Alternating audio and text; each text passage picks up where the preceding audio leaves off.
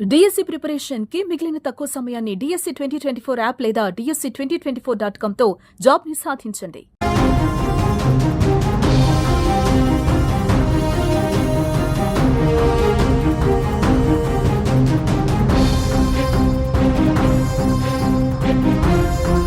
ఆలయాల్లో అపశృతులు తీవ్ర కలకలం రేపుతున్నాయి.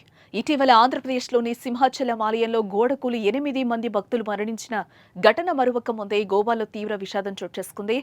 షిర్గావ్లో గల లైరాయ్ ఆలయంలో తొక్కిసలాట జరిగి 7 భక్తులు చనిపోయారు. మరో 50 మందికి తీవ్ర గాయాలయ్యాయి.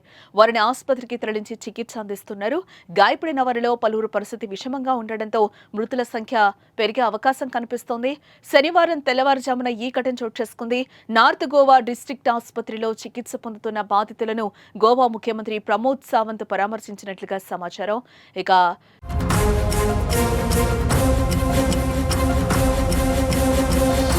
శ్రీలరాయి దేవి ఆలయంలో ప్రతి ఏడాది వార్షిక జాతర నిర్వహిస్తారు. ఈ యాత్రకు భక్తులు తండోపతండాలుగా వస్తారు. పార్వతీదేవి అవతారంగా భావించే లరాయి దేవిని పూజించి తరించేందుకు క్యూ కడతారు. ఈ ఉత్సవాల్లో దొండాచి యాత్ర ప్రధాన ఆకర్షణ. ఇందులో భక్తులు కణకణలాడే బొగ్గులపై నడుస్తూ తమ మొక్కులు చెల్లించుకుంటారు. ఇక యాత్రలో భాగంగా అమ్మవారిని భారీగా ఊరేగింపుగా నిర్వహిస్తారు. డప్పుల చప్పుడు, జయ జయ ధ్వానాల మధ్య జరిగే ఈ యాత్రలో పాల్గొని లరాయి మాత ఆశీస్సులు పొందేందుకు ఏటా 1000 మంది ఇందులో పాల్గొంటారు. శుక్రవారం ఈ ఏడాది జాతర ప్రారంభం కాగా ఎప్పటిలాగే జనం తరలొచ్చారు. శనివారం తెల్లవారుజామున నిప్పులపై నడిచే సమయంలో ఒకరినొకరు తోసుకోవడంతో తొక్కిసలాట చోటు చేసుకుని 7 నిండు ప్రాణాలు పోయాయి.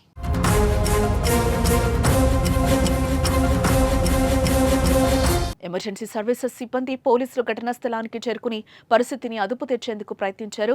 సహాయక చర్యలు చేపట్టి క్షతగాత్రులను సమీపంలోని ఆసుపత్రికి తరలించారు. జాతర దృష్ట్యా వచ్చే రద్దీని నియంత్రించేందుకు ఆలయ నిర్వాహకులు ఎలాంటి ఏర్పాటు చేయకపోవడం వల్ల ఈ ఘటన చోటు చేసుకుందని అధికారులు అంచనా వేస్తున్నారు.